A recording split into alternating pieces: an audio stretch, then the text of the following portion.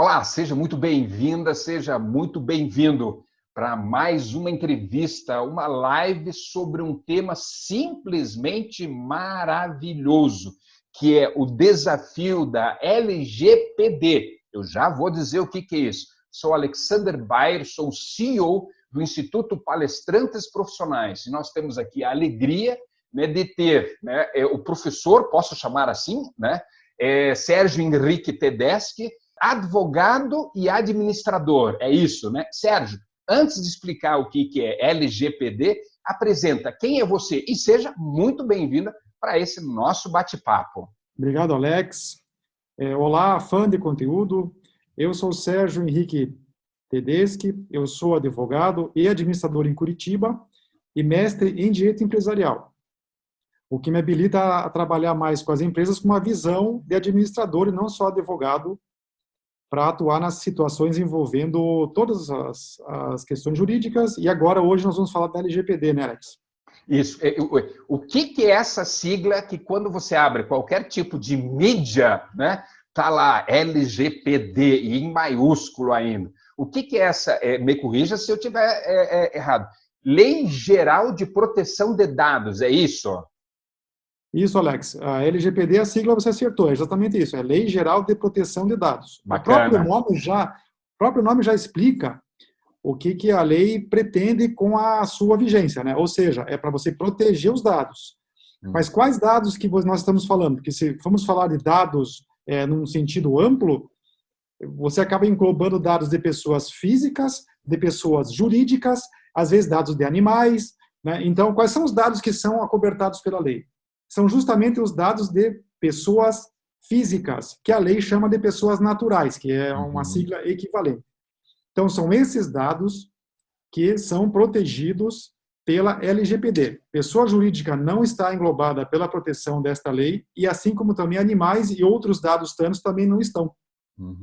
O que seriam esses dados, Sérgio? Isso, inclusive, a lei, ela diz quais são esses dados, mas eles são amplos. Por quê? Os dados pessoais que as pessoas têm ideia que estariam englobados, até inclusive conversando com clientes que nós oferecemos esse produto, o que eles dizem? Ah, você está falando de dados pessoais, então você quer dizer que são meu nome, meu CPF, o meu RG, o meu e-mail? Na verdade, é mais amplo do que isso, Alex. Como assim? Explica aí. Os dados pessoais a lei fala desde que eu consiga saber identificando ou sendo identificável uma pessoa.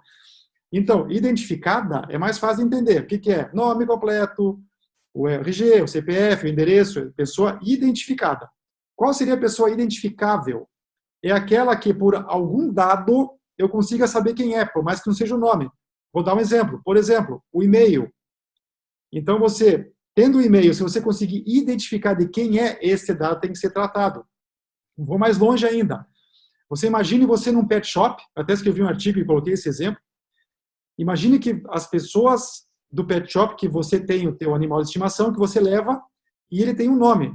Se as pessoas te identificarem pelo nome do seu animal, este dado, o seu, tem que ser tratado.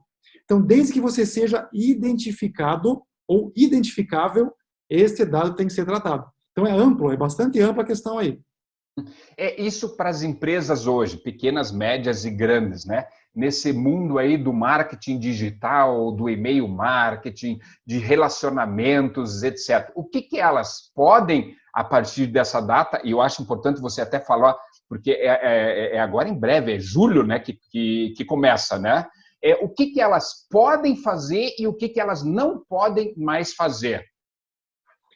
Então, Alex, essa lei, ela tinha o prazo de vigência para iniciar agora no dia 16 de agosto deste ano. Só que o projeto de lei 1179, ele postergou um pouco a vigência dessa lei, a entrada em vigência. Mas o que nós estamos dizendo para os clientes? Você se adequar à lei é um diferencial competitivo.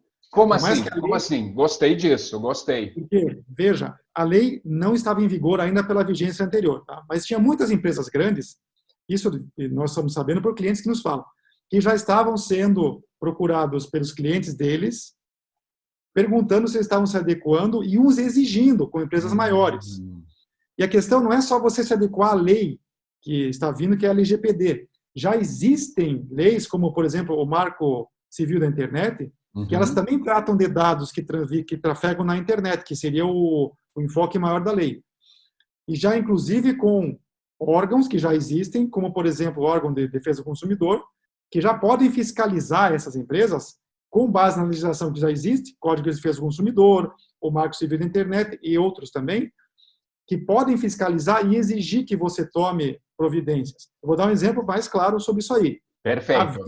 A Vivo teve um inquérito civil público contra ela, do Ministério Público do Distrito Federal, solicitando que ela elaborasse o que a lei chama de relatório de impacto de proteção de dados. Então, esse relatório, ele é obrigatório, vai ser, né, para todas as empresas a partir do momento que entrar em vigor essa lei. Só que, apesar de não haver essa lei em vigência ainda, o Ministério Público exigiu que a Vivo, lá do Distrito Federal, fizesse um relatório de impacto de todos os dados que eles estão tratando. Então, já estão verificando a lei que ainda não vigorou, não está vigorando, mas com outras legislações que já possibilitam isso, já estão solicitando esse relatório. Então, isso é possível, com base em outras legislações. Olá, você acabou de assistir, então, a primeira parte sobre esse tema dos desafios da LGPD. Não perca a segunda parte que está no próximo vídeo. Conto com você, vale super a pena com esse grande bate-papo com o profissional Sérgio Henrique Tedeschi. Estamos aguardando você na parte 2.